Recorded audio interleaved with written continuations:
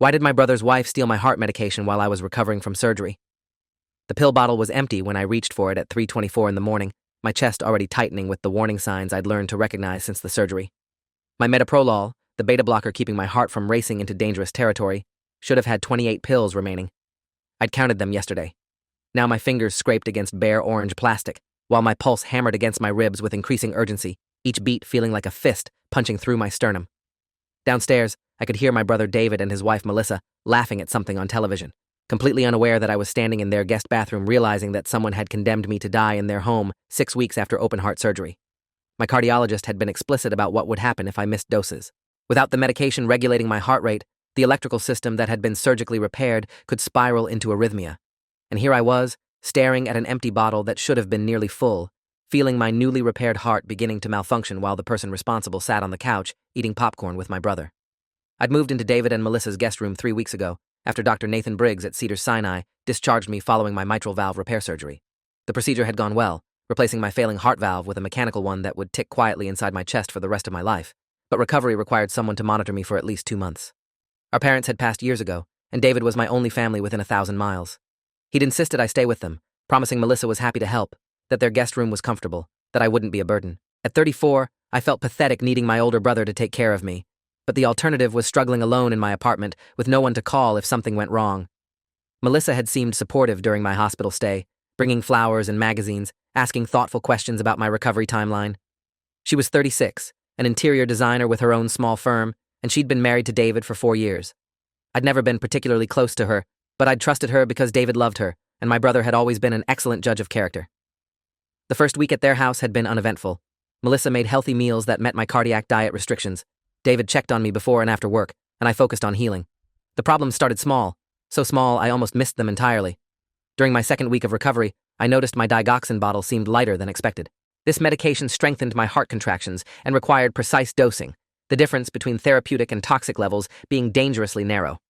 I counted the pills and came up 4 short, but I convinced myself I'd miscounted originally, or maybe taken extra doses during the foggy post-surgery days when everything blurred together. Dr. Briggs had warned me that cardiac medications could cause confusion and memory issues, so I wrote it off as my own mistake and requested an early refill. The pharmacy granted it given my medical situation, and I made a mental note to be more careful about tracking doses.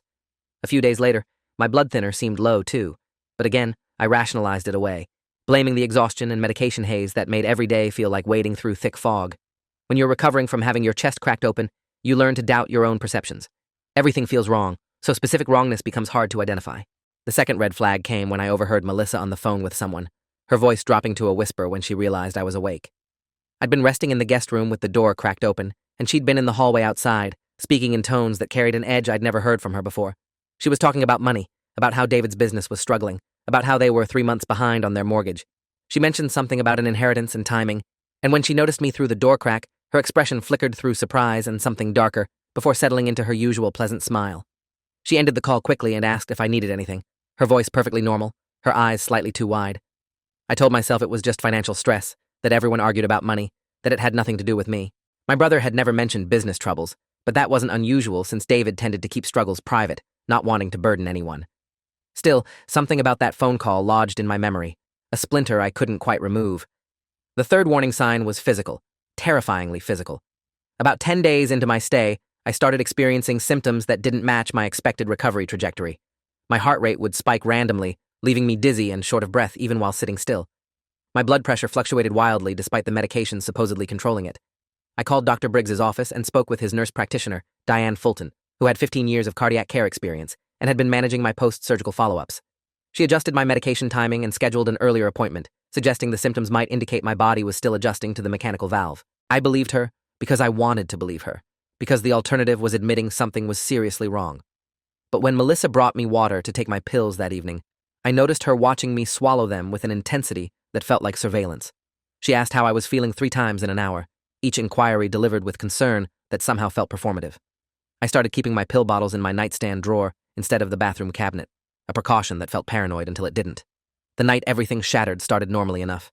David had been traveling for work, visiting a client in Phoenix, leaving Melissa and me alone in the house. She'd been attentive and helpful all day, making me lunch and checking on my medication schedule with what seemed like genuine care. Around 9 in the evening, she brought me herbal tea and said it would help me sleep, that cardiac patients needed quality rest for healing. I drank it gratefully, not thinking twice about accepting kindness from my brother's wife. Within 30 minutes, I was drowsier than usual, my thoughts moving slowly through thickening fog. I barely made it to bed before sleep crashed over me like a wave, unusually heavy and dreamless. When I woke at 3:24, to my heart hammering against my ribs, I knew immediately that something was catastrophically wrong. My pulse felt irregular, in a way that triggered primal panic, skipping and stuttering like a car engine about to stall. I stumbled to the bathroom for my metoprolol and found the empty bottle, and in that moment, standing alone in harsh fluorescent light, with my chest constricting and my vision starting to narrow, I understood that the missing pills hadn't been mistakes. Someone had been systematically depleting my medications, and tonight, they'd finished the job. I made it to the hallway before my legs gave out, collapsing against the wall while my heart threw itself against my chest like a trapped animal trying to escape. My phone was in the guest room, 10 feet away that might as well have been 10 miles, given how my body was refusing to cooperate. I called out for help, my voice embarrassingly weak, and heard the television go silent downstairs. Footsteps approached, and then Melissa appeared at the top of the stairs, her expression shifting through several emotions before settling on something I can only describe as calculating disappointment.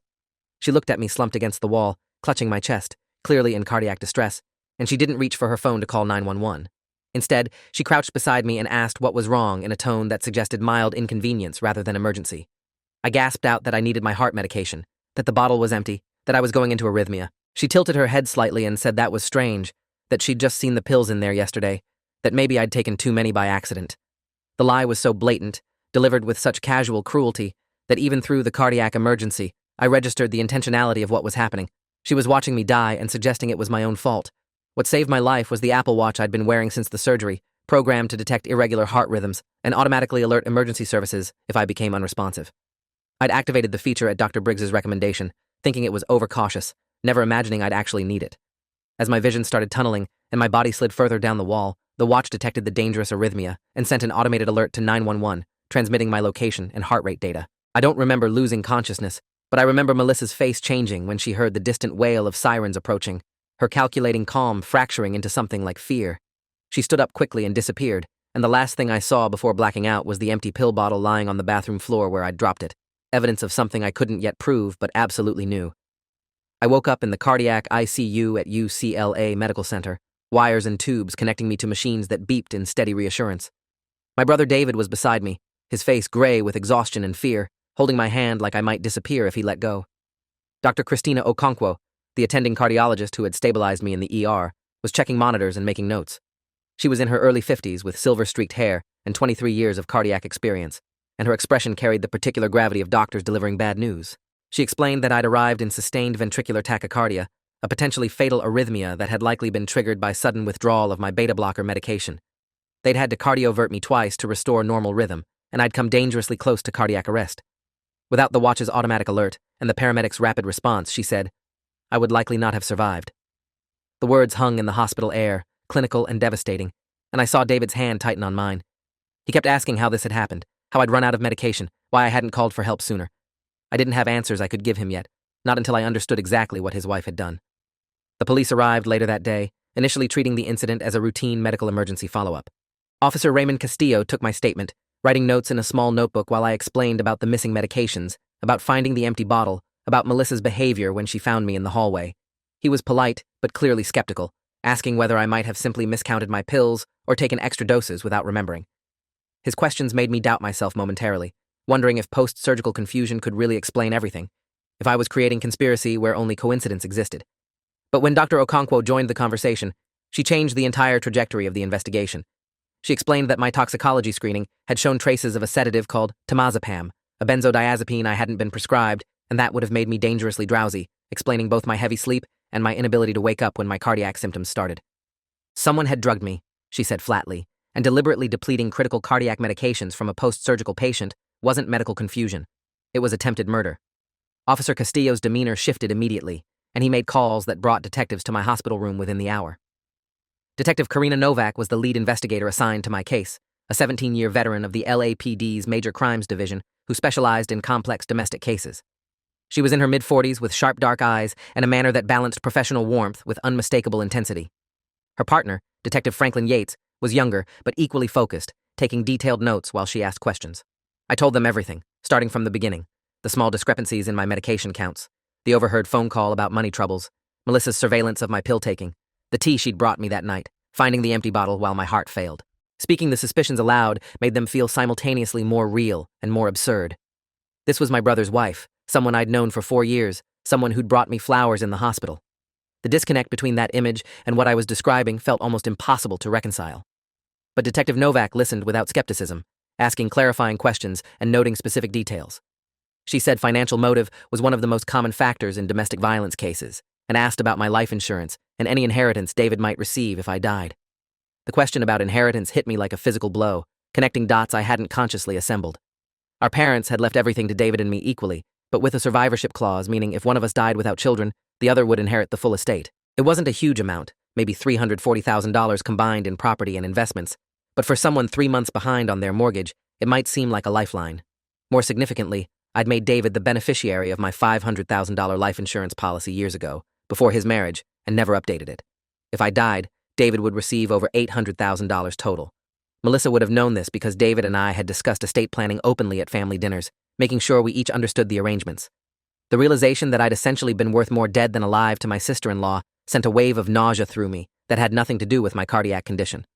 Detective Novak saw my expression and said gently that financial motive didn't prove guilt, but it established a framework for investigation. She requested my medical records, the toxicology report, and permission to search the guest room at David's house. I gave it all without hesitation, desperate to understand whether my suspicions were paranoid delusions or horrifying reality. David arrived at my hospital room while the detectives were still there, and the confrontation that followed was one of the most painful experiences of my life. He'd been in Phoenix when I collapsed, Melissa calling him after the ambulance had taken me away, presenting herself as the concerned wife who'd found his brother unresponsive. He'd flown back immediately, terrified he was going to lose me, and had been at my bedside since arriving. Now he stood in the doorway watching police detectives discuss attempted murder charges, potentially involving his wife, and his face cycled through emotions I couldn't fully read. Confusion, denial, anger, fear, something like grief for a reality that was crumbling beneath him. When Detective Novak explained the evidence, the missing medications, the sedative in my system, the financial motive, David kept shaking his head like physical rejection could make it untrue. He said Melissa would never do something like this, that she loved him, that there had to be another explanation. His voice cracked when he said she loved him, and I understood that I wasn't just accusing his wife of attempted murder. I was asking him to choose between believing his brother and believing the woman he'd built his life with. The choice was destroying him in real time, and I couldn't make it easier because the alternative was dying. The investigation moved faster than I expected over the following days. Detective Novak's team executed a search warrant at David's house and found critical evidence in multiple locations. In the master bedroom closet, hidden inside a shoebox, they discovered 3 of my prescription bottles, metoprolol, digoxin, and warfarin, all partially full with pills that should have been in my possession. In the garage, they found Melissa's laptop with browser history showing searches for beta blocker withdrawal symptoms, cardiac arrhythmia fatality rates, and how long before missing heart medication causes death. The searches had been conducted over a span of 3 weeks, starting shortly after I'd moved into the guest room. In the kitchen trash, wrapped in paper towels at the bottom of the bin, they recovered an empty blister pack of temazepam with no corresponding prescription in the household. The forensic evidence was damning, but what sealed the case was the security footage from the neighbor's doorbell camera, which had captured Melissa leaving the house at 3:31 a.m. on the night of my collapse, just minutes after I'd lost consciousness, carrying a small bag that likely contained the evidence she was trying to dispose of. She'd returned 20 minutes later empty-handed, apparently having discarded whatever incriminating items she'd taken. Melissa was arrested at her interior design studio 2 days after my hospitalization, the detectives waiting until they had compiled sufficient evidence for charges. The arrest warrant listed attempted first-degree murder, assault with intent to cause great bodily harm, and administering a controlled substance without consent. Her booking photo appeared on local news that evening, and I watched from my hospital bed as the woman who'd brought me herbal tea laced with sedatives stared at the camera with an expression of wounded indignation. She'd hired a defense attorney named Gerald Ashworth, a well-known criminal defense lawyer who immediately began constructing a narrative of misunderstanding and wrongful accusation. He gave interviews suggesting I was confused from cardiac medication side effects, that I'd misplaced my own pills, that the browser searches were simply a concerned family member researching what could happen if someone missed doses. The spin was sophisticated and infuriating, painting Melissa as a caring sister-in-law being persecuted by a family member's paranoid delusions. But Gerald Ashworth hadn't seen all the evidence yet, hadn't accounted for the surveillance footage, or the hidden pill bottles, or the temazepam found in my blood. He was building a defense on incomplete information, and when the full picture emerged, his narrative would collapse entirely. David visited me in the hospital every day, but our conversations had become stilted and painful.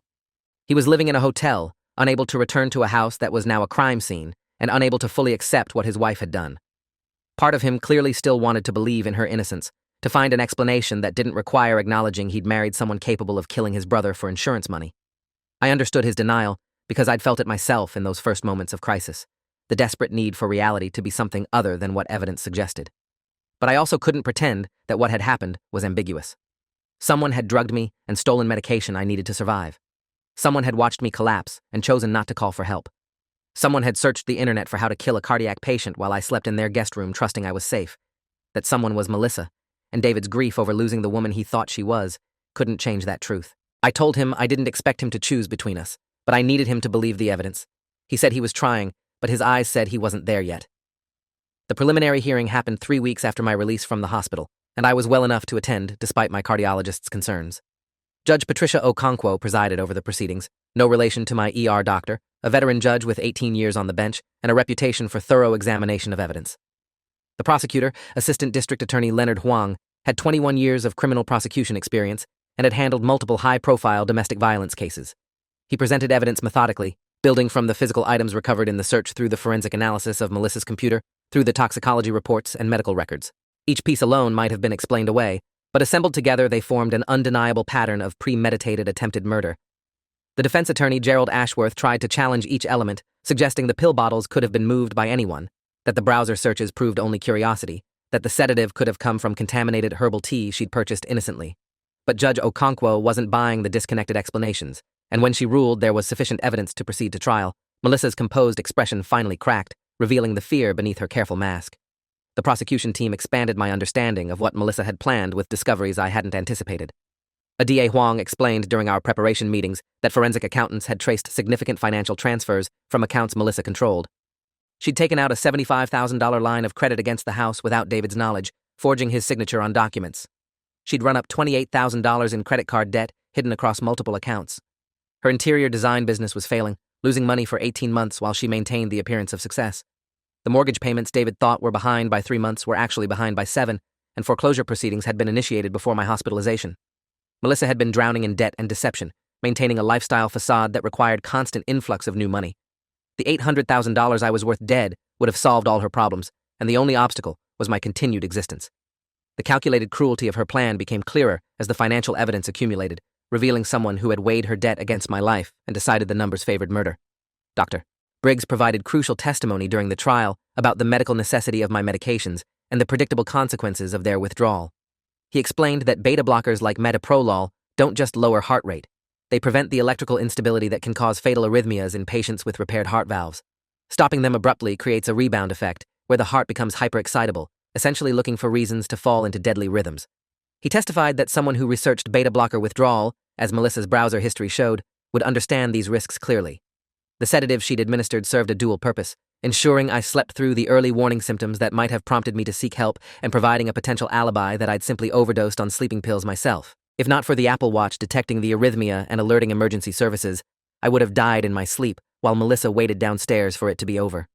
The clinical precision of Dr. Briggs's testimony made the horror more real, transforming abstract charges into visceral understanding of how close I'd come to being murdered in a guest bedroom by someone who'd smiled and brought me tea. The trial itself lasted 6 days, and I testified for nearly 4 hours. Ada Huang walked me through the timeline of events, from my surgery through my recovery at David's house through the night I nearly died.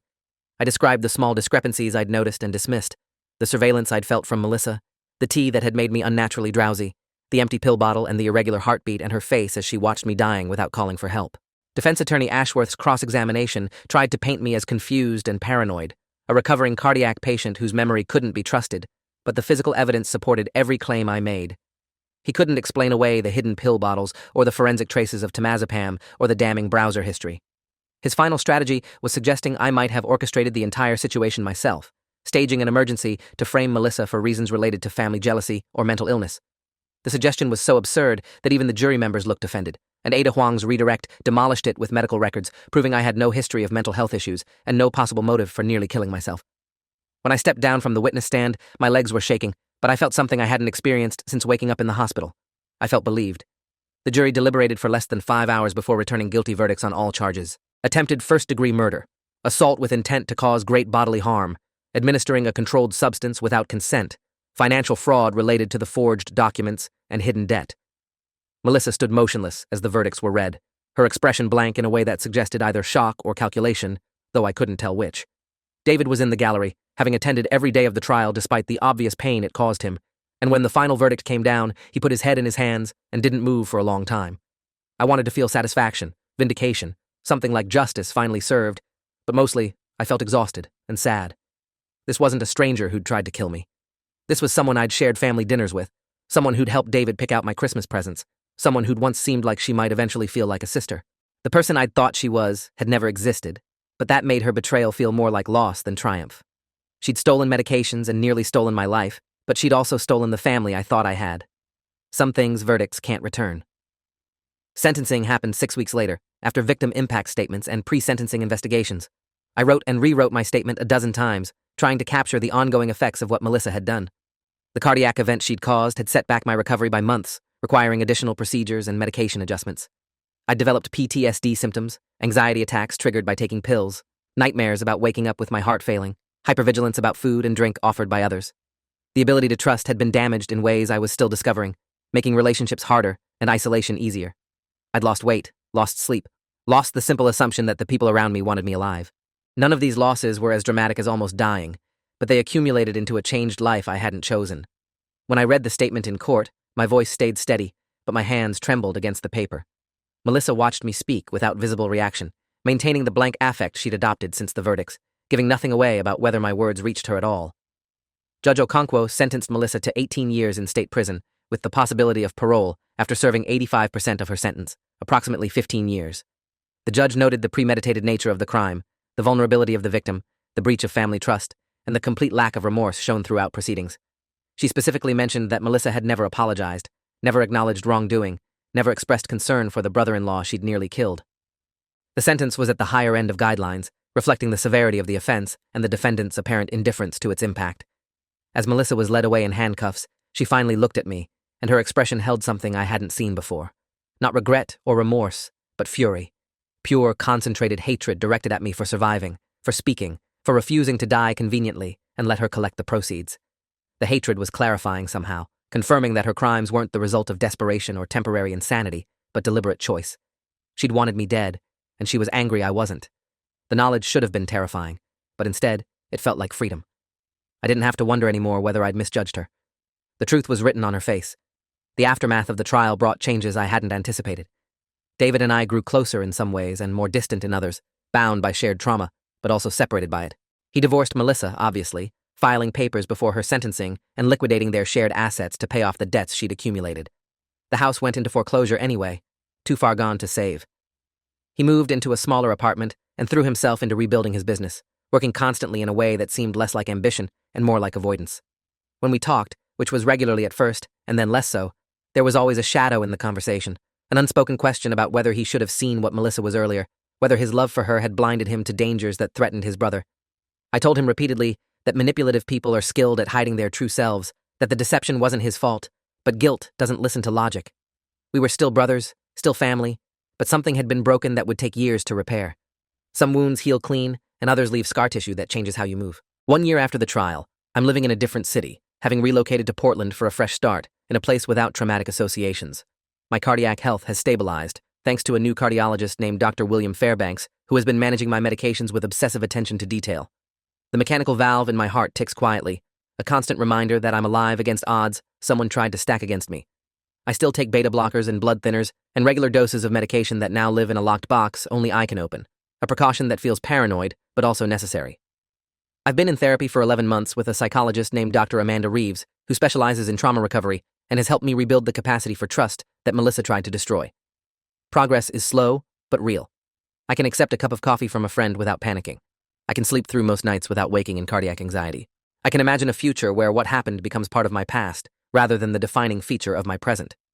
Melissa's parole hearing is scheduled for 13 years from now, and I've already informed the victim's notification system that I want to be present when it happens. I'll testify about her lack of remorse, about her expression of hatred as she was led away, about the ongoing impacts of her crime on my health and relationships and sense of safety. I don't want her to die in prison, but I want her to serve every day of her sentence, to understand that actions have consequences that outlast the moment of their commission.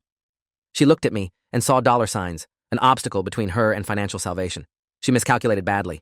I wasn't an obstacle. I was a witness. And witnesses have the power to ensure that truth spoken in courtrooms echo longer than lies whispered in hallways. She'll hear my voice at that parole hearing, clear and steady, explaining why she should remain exactly where she is, and then she'll hear the board agree with me. That's not revenge. That's just justice continuing its work.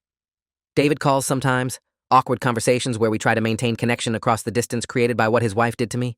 He's dating someone new, a woman named Caroline who teaches middle school and apparently has no interest in his financial situation or his brother's life insurance policy. I want to be happy for him, and mostly I am, but trust takes time to rebuild, and I'm not ready to meet her yet. He understands, or says he does, giving me space while keeping the door open for when I'm ready. We're both works in progress, healing at different speeds from wounds inflicted by the same person.